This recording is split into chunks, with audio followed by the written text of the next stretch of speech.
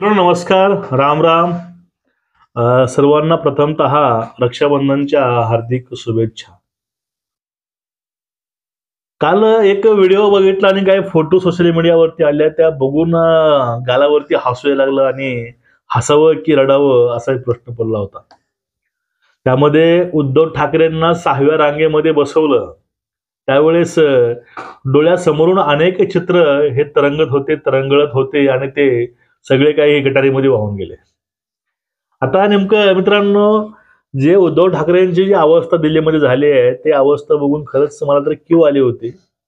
पण आता हे नेमकं हे प्रकरण काय आहे आणि त्यांच्या ह्या 6व्या रांगेत बसल्याबद्दल जे काही प्रतिक्रिया महाराष्ट्रामधून येते तेही खूप महत्वाचे आहेत. आपण तेही बघूया, कोण काय काय बोललं या सगळ्या प्रकरणावरती. तत्पूर्वी तुम्हाला मी मित्रांनो सांगू इच्छितो, बघा काही दिवसापूर्वी तुम्ही गोष्ट ऐकली असतील की शिंदे दिल्लीला गेले, शिंदे झुकले, फडणवीस जाऊन झुकतात, हे सगळेच दिल्लीच्या पुढे जाऊन झुकतात, वागतात, बुटं चाटतात. इथपर्यंत हे बोलणारे महाराष्ट्राचे आद्य प्रवक्ते संजय राऊत हे नेहमी तोफ आपले डागायचे. कारण शिंदे आपल्या कुठल्या समस्या असतील, काही प्रॉब्लेम्स असतील, ते दिल्लीमध्ये जाऊन खुर्चीला खुर्ची लावून बसून ते समस्या मांडायचे, त्याचे त्यांनी सोल्युशन पण घेऊन यायचे. कुठली विकास कामं असतील, ते कामं दिल्लीतून होत असतील, दिल्लीला जायचे, अमित शहाजींना, मोदी साहेबांना जाऊन ते भेटायचे, hand to hand, face to face, chair to chair बसून. तरी त्या फोटोही त्यांनी शेअर केले त्यावेळेस आणि त्यांनी सगळे प्रॉब्लेम्स त्यांनी त्यावेळेस क्लिअर केलेले आहे. मग खुर्चीला खुर्ची लावून बसणं, फेस टू फेस बोलणं, हँड टू हँड देणं, ह्या सगळ्या गोष्टी बघून यांचा जळफळाट व्हायचा.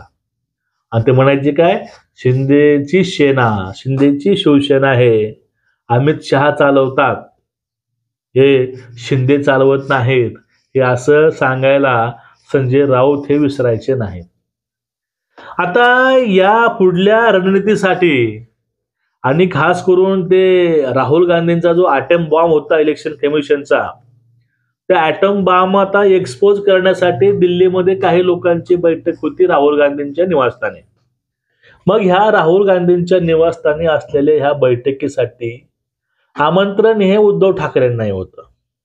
त्यामध्ये बऱ्याच फोटो आले की जेवायचं आमंत्रण झालं, हे तिघेजण तिकडे जेवायला गेले, आदित्य ठाकरे, रश्मिताई आणि उद्धव साहेब. त्यावरून लोकांनी भरपूर गोष्टी सांगितल्या की हे जेवायला कुठेही हजर असतात, ते अंबानीचं लग्न असो किंवा काही असो. पण या ठिकाणी जी काही गोष्ट आहे, हे गोष्ट म्हणजे त्या ठिकाणी ते जे काही त्यांचं ॲटम बॉम्ब होता, तो ॲटम बॉम्ब ते दाखवत होते स्क्रीनवरती. त्यावेळेस जे पुढे काही यांचे मंडळी बसली होती, त्या मंडळीच्या मध्ये उद्धव ठाकरे साहेबांची लाईन ही 6वी रांगेत ते बसले होते तिघजण. उद्धव ठाकरे, संजय राऊत आणि आदित्य ठाकरे. ठीक आहे. आता यावरती ते काय बोललेत बाकीचे नेते ते बघण्यापूर्वी तुम्हाला मी एक गोष्ट सांगू इच्छितो. बाळासाहेब थोरात जे काँग्रेसचे नेते आहेत मोठे महाराष्ट्रामधील, त्यांचा भाचा आहे सत्यजित तांबे. सत्यजित तांबे यांनी एक गोष्ट पाठीमाग मीडियावरती बोलली होती, गंभीर बाब होती ती, आणि ते गोष्टीनं महाराष्ट्र काँग्रेसमध्ये थोडीशी हालचाल झाली होती. ती अशी होती की राहुल गांधींना हे लोक भेटू शकत नाही 4-4 दिवस. राहुल गांधी यांचे फोनही येत नाही आणि राहुल गांधी ह्या लोकांना भेटत नाही.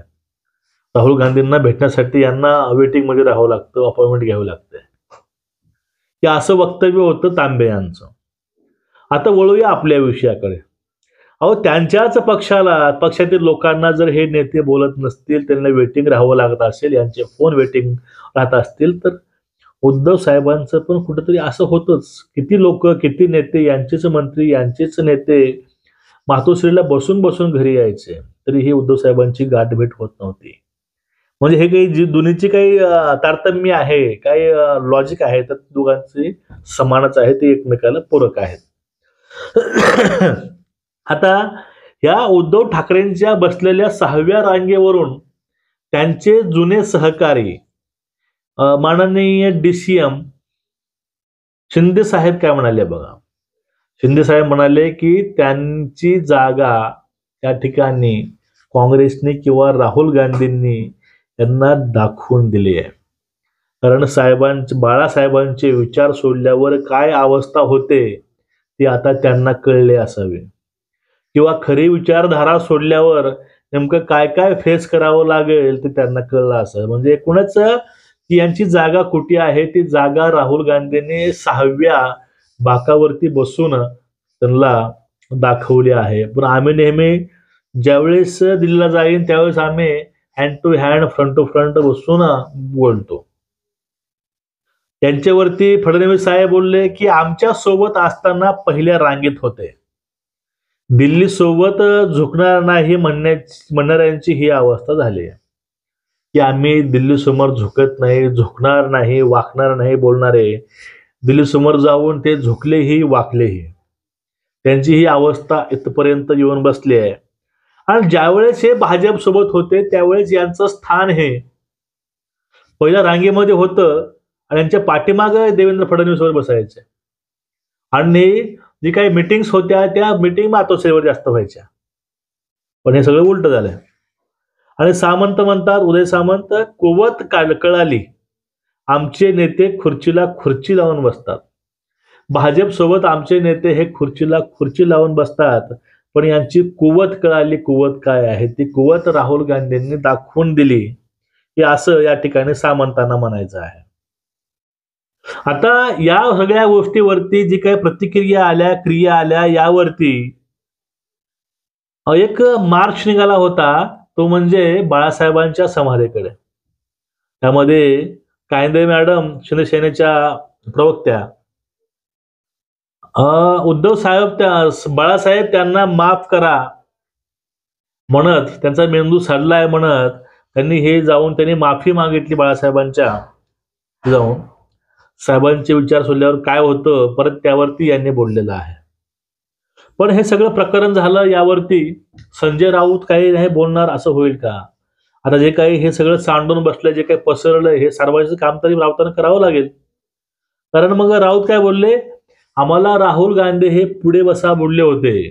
पुढे कुठं फ्रंटला पुढल्या कडला बसा, पण आम्हीच जाऊन पाठीमागे बसलो, कारण पुढून चांगलं दिसणार नाही, मागून चांगलं दिसतंय म्हणून मागे जाऊन ती माना उंच करून करून पुढे बघत होते. असं राऊतांचं म्हणणं आहे की आम्हाला पुढे बसा बोललं होतं, पण आम्ही पुढे न बसता आम्ही मागे जाऊन बसलो. तुम्हाला मी साईडला सर्व फूट लावले, तुम्ही जाऊन फूट बघून घ्या. आता या प्रकरणावरती जे खासदार आहेत शिंदे शिवसेनेचे, नरेश मस्केंनी काही जे काही बोललंय ते खूप हास्यास्पद आहे. मला हसू आलं ऐकून बोलून, ते बोलणं ऐकून त्यांचं. उद्धव ठाकरेंची अवस्था संजय राऊतांनी पिंजऱ्यातील मास्तरासारखी केलेली आहे. आता सगळ्यांनी मराठी जो फिल्म आहे, पिक्चर आहे, चित्रपट आहे, पिंजरा पाहिला असेल. त्या पिंजऱ्यामध्ये मास्तराची अवस्था अशी केली, मास्तराला त्या ठिकाणी नाचवलंय. त्यातच मास्तरानं गाणं म्हणलं होतं की नशिबानं थट्टा आज मांडली. आणि त्याच पिंजऱ्याच्या फडावर स्टेजवरती हातामध्ये तुंतुना घेऊन नाचायला भाग पडलं होतं. हातामध्ये तुंतुना घेऊन त्या ठिकाणी मास्तराला नाचवलं होतं.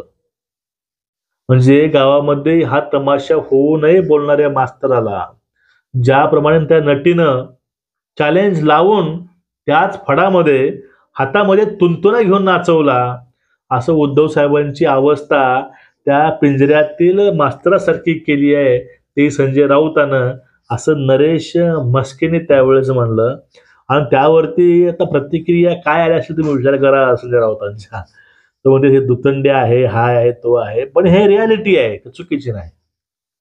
आता जे काही भाजपचे माजी अध्यक्ष महाराष्ट्राचे बावनकुळे साहेब म्हणले की उद्धव ठाकरेंनी याचा विचार करावा. आपल्याला 6व्या रांगेत बसवलंय, त्यावेळेस आपला आत्मसन्मान जो आहे व आत्मसन्मान त्या ठिकाणी हर्ट झाला नाही का, किंवा ह्यांना वाईट वाटलं नाही का, तर याविषयी विचार हा उद्धव ठाकरेंनी करावा. आम्ही त्यांना नेहमी पुढच्या रांगेमध्ये बसवायचो, त्यांना पुढच्या कडेला ठेवायचो, आणि आम्ही यांच्या पाठीमागे बसायचो आणि नेहमी आम्ही उद्धव ठाकरेंचा मान सन्मान ठेवलेला आहे युतीमध्ये असताना.